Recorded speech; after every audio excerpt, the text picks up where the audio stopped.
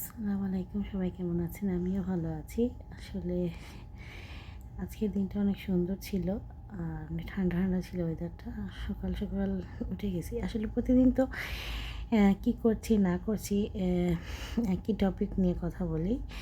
আজকে ভাবলাম কিছু ভিন্ন জিনিস শেয়ার করি। আসলে মানুষের প্রতিদিনের জীবন, নিত্যদিনের ঘুম থেকে উঠো, খাওয়া-দাওয়া, কাজে থাকলে কাজে যাওয়া, আর ঘরের কাজ থাকলে ঘরের কাজ করা। এভাবে মানুষের প্রতিদিন জীবন চলে যাচ্ছে। সময়ের সাথে, সাথে বয়স বাড়ছে। প্রতিদিন কত মানুষ মারা যাচ্ছে। কত রকম আসলে মানুষের দৈনন্দিন জীবন। আসলে এখন ভাবি আসলে মানুষের জীবনটা আসলে এখন তো মা হয়েছি, অনেক কিছু বুঝতে পারি বা এখন বাবা-মা নেই। লাইফের অনেক ধাক্কা খেয়েছি, অনেক কিছু শিখেছি, শিখে কী বলে হুজুট খেয়েছি। হুজুট খেয়ে আবার নতুন করে দাঁড়াচ্ছি। অনেক দাঁড়াচ্ছি বলতে কী বলবো, আসলে মানুষ তো কী বলে হুজুট না খেলে তো আসলে কিছু বলতে পারে না। আসলে হুজুট খাওয়ার পরেই বোঝা যায় লাইফের আসলে কী, লাইফটা আসলে কী।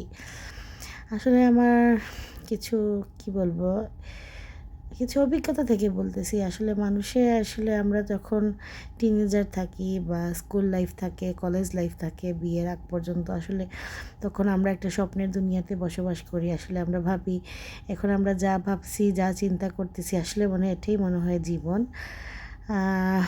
আর আসলে মানুষের এই সময়টা কিন্তু ওই সময়টা আর এই সময়টার মধ্যে কিন্তু অনেক তফাৎ থাকে। আসলে আমি এখন নিজেকে নিয়ে অনেক হাসাহাসি করি, ভাবি আসলে তখন যদি আমরা বুঝতে পারতাম লাইফটা এমন হবে বা এমন হবে, আসলে একটু গুছিয়ে নিতাম বা আসলে মা-বাবার কথা শুনতাম। কিন্তু কী করব, আসলে মানুষ কী বলে, সময় চলে গেলে আসলে যতই আমরা বলি না কেন সেই সময় তো আসলে ফিরে আসবে না। এটা আসলে আমার মনে হলো যে এই জিনিসটা আর কি আপনাদের সাথে একটু শেয়ার করি। এজন্য আসলে এই কথাগুলো বলা। আর এই তো আসলে তেমন কিছু না, এতটুকুই। সেদিনই আসলে আব্বু অনেক হেল্প করছে, কিছু টুকটাক কাজ করতে আমাকে সাহায্য করছিল। আর এই তো, আর রাত হয়ে গেছিলো এদিকে, আর ওয়াসিরকে অল্প কিছু নাস্তা খেয়ে ঘুম পাড়িয়ে দিছিলাম। আর আমিও অনেক টায়ার্ড ছিলাম, আসলে সেদিন অনেক তাড়াতাড়ি ঘুমিয়ে পড়ছি। প্রায় রাত বেজে গেছিলো 12টা। আর ভাবলাম যে কী করব, ঘুমিয়ে পড়ি। এতটুকুই, ভালো থাকবেন সবাই, আল্লাহ হাফেজ।